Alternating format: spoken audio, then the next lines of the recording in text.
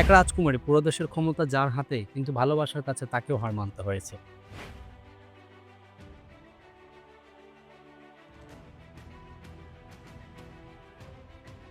তিনি হলেন স্পেনের রাজকুমারী লিওনর।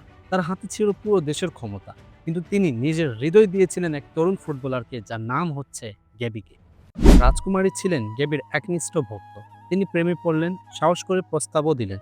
কিন্তু গেবি তিনি বিনয়ের সাথে বললেন, আমি কারো রাজত্ব চাই না, আমি শুধু তাকেই চাই যাকে আমি ভালোবাসি।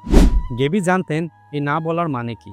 তিনি জানতেন রাজকুমারকে ফিরিয়ে দেওয়া মানে ভবিষ্যতে রাজা হওয়ার সুযোগ হারানো। কিন্তু প্রেম মানে ক্ষমতা নয়, প্রেম মানে আনুগত্য। আজকাল একটা মেয়ে যদি সরকারি চাকরিজীবী ছেলে পায়, সে পুরনো প্রেম ভুলে যায়। কিন্তু কেউ যদি সত্যি ভালোবাসে, সে তোমার সাথে লড়বে। তোমার হয়তো ব্লক করবে, আবার আনব্লক করবে, কিন্তু কখনো ছেড়ে যাবে না। আর যে ভালোবাসতে চায় না, সে অজুহাত খুঁজবে।